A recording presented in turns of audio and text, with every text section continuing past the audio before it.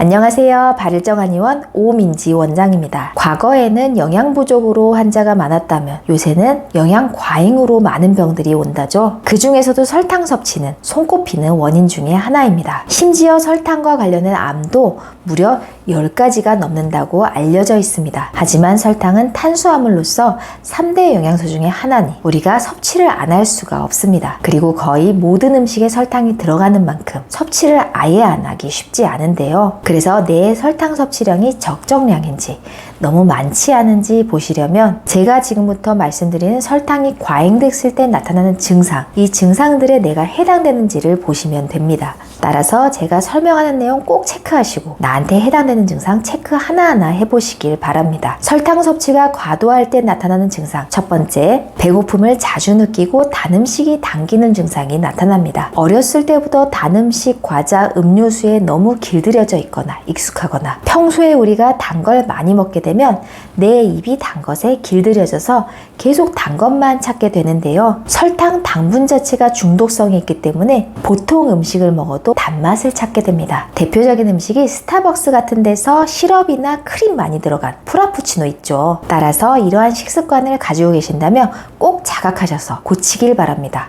두 번째는 우울감, 짜증, 초조하고 무기력한 증상이 자주 나타납니다. 사실 이러한 증상은 내가 진짜로 짜증나는 일이 있어서 나타나는 것이 아니라 호르몬과 연관이 있는데요. 다른 음식과는 다르게 설탕, 당분은 우리 몸에 빠르게 흡수가 되면서 혈당을 급격하게 증가시킵니다. 그러면 우리 몸에서 인슐린도 마찬가지로 급격하게 분비가 됐다가 급격하게 떨어집니다. 이렇게 인슐린이 왔다 갔다 하면 기분이 좋았다가도 갑자기 짜증나고 우울하다가 화가 나기도 하고 우리가 정서적으로 불안해집니다. 그러니까 정신적으로 내가 안 좋다 하시는 분들은 꼭 체크해 보세요. 세 번째, 여드름, 뾰루지 같은 피부 트러블입니다. 여드름이 자꾸 아무 이유 없이 생긴다고 하시는 분들은 식습관이 안 좋으신 분들이 굉장히 많습니다. 설탕을 많이 먹으면 혈당 조절이 잘 안 돼서 우리 몸에 염증이 여기저기 생겨나게 됩니다. 그 중에 피부로 염증이 드러나는 것을 뾰루지, 피부 염증, 두드러기 이런 것들인데요. 과도한 당분 섭취가 피부 노화와 관련되어 있다라는 연구도 있으니 내가 피부주름이 요새 많이 늘어났다, 아니면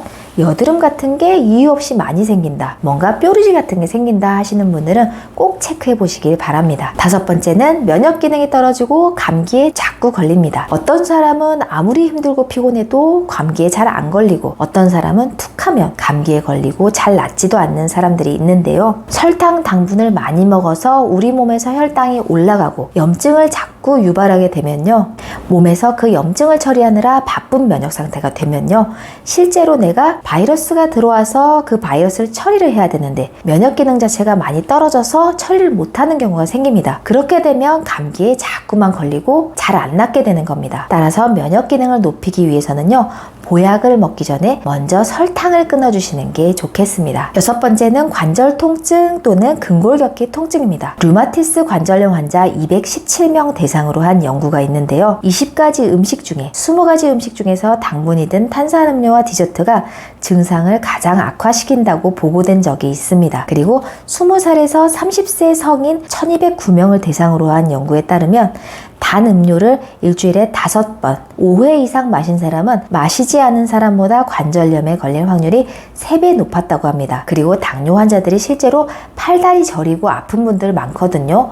이것을 당뇨병성 신경병증이라고 합니다. 당뇨처럼 고혈당이신 분들은 말초신경이 손상되어서 이 팔다리 말초 쪽으로 계속 증상이 진행됩니다. 일곱 번째는 소화불량이나 장질환입니다. 우리가 당분을 과도하게 섭취해서 정상적인 식사의 범주에서 벗어나게 되면 결국에는 이를 받아들이는 위장이 탈이 나게 됩니다. 실제로 과민성 대장증후군, 크론병, 궤양성 대장염 같은 기저질환이 있는 환자분들이 당분 섭취가 많아지면 원래 있던 내 기저질환이 더욱 악화되게 됩니다. 여덟 번째는 집중력, 기억력이 떨어지고 머리가 잘 안 돌아갑니다. 설탕, 포도당 같은 단당류는 뇌의 연료 공급원이라고 해서 실제로 우리가 시험 앞두고 초콜릿이나 사탕 같은 거 잠깐 먹으면 갑자기 머리가 잘 돌아가거든요. 그런데 그럴 때만 잠깐 먹는 게 아니라 우리가 지속해서 설탕을 먹게 되면 결국 뇌에도 염증 반응을 일으켜서 인지활동, 두뇌 활동에 모두 악영향을 줄 수 있습니다. 9번째는 중요한 당뇨, 고혈압 같은 대사증후군입니다. 설탕과 같은 당분은 혈관 내벽을 손상시키고 염증을 잘 일으키는데요. 그러면 몸에서 콜레스테롤이 출동을 해서 이 혈관 내벽의 상처를 치료하려고 복구를 하려고 달라붙습니다. 그런데 이게 가끔씩이면 상관이 없는데 계속 자꾸 만성적으로 섭취를 하다 보면